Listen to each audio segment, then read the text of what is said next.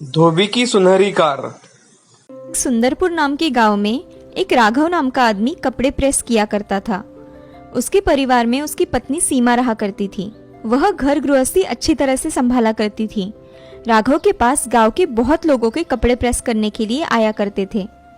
एक दिन उसके यहाँ जमींदार के कपड़े प्रेस करने के लिए आए थे। वह कपड़े उसकी पत्नी सीमा धो रही थी। तभी जमींदार के कपड़ों में से कुछ पैसे मिले तो सीमा राघव के पास आई और राघव से, अजी सुनते हो, जमींदार जी के कपड़ों में से मुझे कुछ पैसे मिले हैं, ये देखिए। अरे हाँ सीमा, सच में ये तो बहुत सारे पैसे हैं। मैं उन्हें अभी जाकर वापस कराता हूँ। अजी ये पैसे हमें मिले हैं ना, फिर ये हमारे हुए। अरे सीमा, दूसरे के पैसों को अपना नहीं बोलते। ये दूसरों के पैसे हैं, इन पर हमारा कोई अधिकार नहीं है। ठीक है, आपको जैसा ठीक लगे वही कीजिए, ये लीजिए। ऐसा कहकर सीमा वहां से गुस्से में चली जाती है। तभी राघव वह पैसे लेकर जमींदार के घर चला जाता है। तभी राघव जमींदार से, मालिक, मुझे आपसे कुछ बात करनी है। अरे राघव, आओ, क्या काम है? मालिक, आपके यहाँ से आज मेरे घर कपड़े आए थे। उन कपड़ों में कुछ पैसे थे, वो मैं आपके पास लेकर आया हूँ। राघव, इसकी कोई जरूरत नहीं थी। अगर इसे तुम रख लेते तो भी मुझे कुछ फर्क नहीं पड़ता। नहीं मालिक, ये आपके पैसे है, इसे मैं कैसे ले सकता हूँ? ये लीजिए आपके पैसे। ठीक है, दो वो पैसे।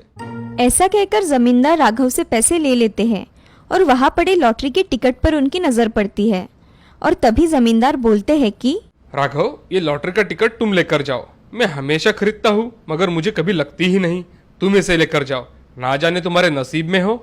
जी मालिक, मैं इसे लेकर चला जाता हूँ। ऐसा कहकर राघव लॉटरी की टिकट लेकर घर चला जाता है। घर जाते ही वह लॉटरी की टिकट भगवान के सामने रख देता है और अपना काम करने में व्यस्त हो जाता है। अगले दिन राघव सुबह उठकर अखबार खरीदने चला जाता है। तभी अखबार वाला, अरे राघव, आज तुम्हें अखबार क्यों चाहिए? कभी तो नहीं खरीदते। अरे भाई, वो जमींदार साहब ने मुझे लॉटरी की टिकट दी थी, लगी है या नहीं ये देखना है। अच्छा, ये लो अखबार, 3 रुपए दो भाई। ये लो भाई पैसे। पैसे देकर राघव अपने घर चला जाता है। भगवान के सामने रखा हुआ टिकट राघव लेकर आता है और नंबर मिलाकर देखता है तो उसके लॉटरी की टिकट का नंबर और पेपर का नंबर एक ही होता है। तभी राघव खुशी से, अरे सुनती हो सीमा, जल्दी आओ। क्या हुआ जी, आपने बुलाया? अरे सीमा, मुझे लॉटरी का टिकट लगा है, देखो नंबर एक ही है। तब सीमा सब नंबर मिलाकर देखती है तो सब नंबर एक ही होते हैं। तभी सीमा बहुत खुश हो जाती है और, अजी ये लॉटरी का टिकट हमें ही लगा है, चलो लॉटरी वाले से जाकर पूछते हैं। हाँ हाँ चलो। ऐसा कहकर राघव और सीमा लॉटरी वाले की दुकान पर चले जाते हैं। तभी राघव लॉटरी वाले से, भाई साहब, ये लॉटरी का टिकट मुझे लगा है, ये देखिए इसका नंबर और पेपर का नंबर। अरे हाँ भाई साहब, ये लॉटरी आपको ही मिली है, आपको बहुत बहुत बधाई, अब आप करोड़पति है। मुझे ये पैसे कब और कैसे मिलेंगे भाई साहब? ये पैसे तुम्हें कल मिल जाएंगे, तुम यहाँ आकर पैसे लेकर चले जाना। धन्यवाद भाई साहब, मैं कल आता हूँ। ठीक है राघव, तुम कल आ जाना। जी मैं चलता हूँ। ऐसा कहकर राघव वहाँ से चला जाता है।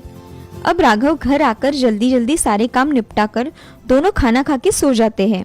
अगले दिन राघव लॉटरी वाले की दुकान पर पैसे लेने चला जाता है। तभी राघव लॉटरी वाले से, अरे भैया, मेरे पैसे आ गए? हाँ राघव, ये लो तुम्हारे 1 करोड़ रुपए। ऐसा कहकर लॉटरी वाला पैसों का बैग राघव के पास दे देता है। इतने पैसे देख राघव बहुत खुश हो जाता है। राघव सारे पैसे लेकर घर चला जाता है और उसकी पत्नी सीमा को दिखाता है। अरे सीमा, जल्दी आओ, देखो हमारे लॉटरी के पैसे आ गए, पूरे 1 करोड़ रुपए है। मेरा तो अपनी आंखों पर विश्वास ही नहीं हो रहा है कि मेरे सामने सच में 1 करोड़ रुपए है। अब हमें कपड़े धोने का और प्रेस करने का काम नहीं करना पड़ेगा। हाँ जी, अब हम अमीर बन गए हैं। अब हम एक बड़ा घर खरीदेंगे और उसमें पहले रहने जाएंगे।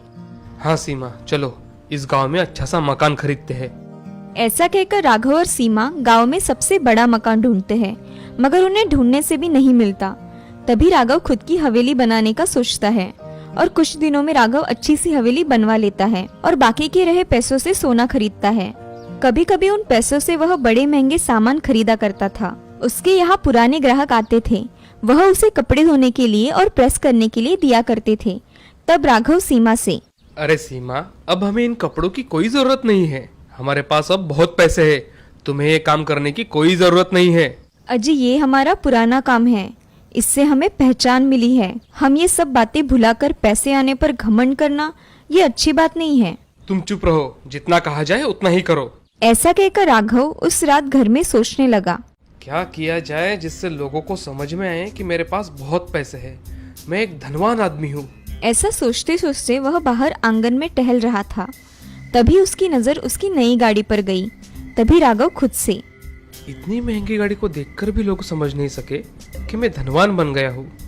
मैं ऐसे ही दिखने वाली नई सोने की कार बनाऊंगा, जिससे मैं घूमूंगा और लोग मेरे कार को हाथ लगाने के लिए मेरे पीछे पड़ेंगे।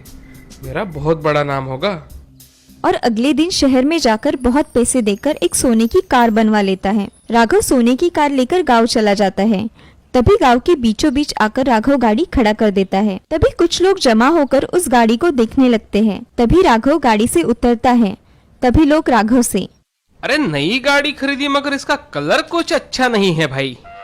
अरे इस गाड़ी को कोई कलर नहीं दिया, ये असली सोने की गाड़ी है। क्या सच में?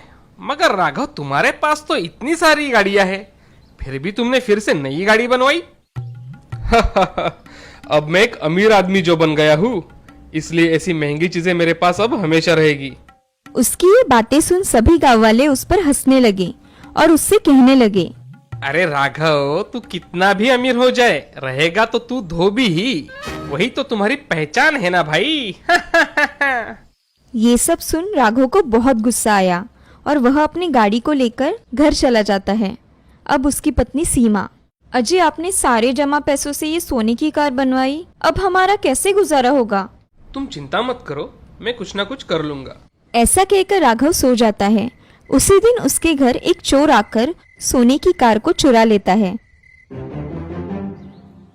सुबह जब राघव उठकर देखता है तो उसकी सोने की कार वहां नहीं होती है। इसीलिए वह सभी जगह ढूंढता है और सीमा को आवाज देता है, सीमा, सीमा, यहाँ आओ जल्दी। अरे क्या हुआ? इतने सुबह सुबह क्यों चिल्ला रहे हो? क्या हुआ है? अरे मेरी कार कहाँ गई मेरी? यही खड़ी की थी मैंने कल रात। अरे हाँ, कार तो यही थी। मुझे लगता है कि ये किसी ने चुराई है। हे भगवान, अब क्या होगा? सीमा, हमारा सारा पैसा तो चोरी हो गया, अब मैं क्या करूं? अजी, हम हमारा काम फिर से शुरू करेंगे, उसमें क्या कमी है? राघव बहुत सोचने के बाद कोई मार्ग न दिखाई देने पर बोलता है, हाँ सीमा, तुम सही कह रही हो। हमें हमारा धोबी का धंधा फिर से शुरू करना पड़ेगा। इस पैसे के चक्कर में हम इतने दिन खुद को ही मूर्ख बनाते आए। आपको समझ में आ गया, यही बहुत है। हमारी गाड़ी चोरी नहीं हुई है, वह मैंने अपने भाई से कहकर उस रात के समय यहाँ से लेकर जाने के लिए कहा था। अब आपको आपकी गलती समझ आ गई है, तो हमें और क्या चाहिए? हम अब दूसरों की मदद करेंगे। सीमा, तुम सही कह रही हो। तुमने मेरी आंखें खोल दी। मैं तो पैसों की चकाचौंध में इतना मशगूल हो गया था कि क्या सही और क्या गलत इसका अंतर ही भूल गया। अब हम दोनों मिलकर गरीबों की सेवा करेंगे और हमारा काम भी शुरू करेंगे। जी, इस कहानी से हमें ये सीख मिलती है कि जिंदगी में पैसा आता जाता रहता है, इसीलिए उसको ज्यादा महत्व ना देकर हमें अपना काम करते रहना चाहिए। हमें पैसे आने से घमंड नहीं करना चाहिए।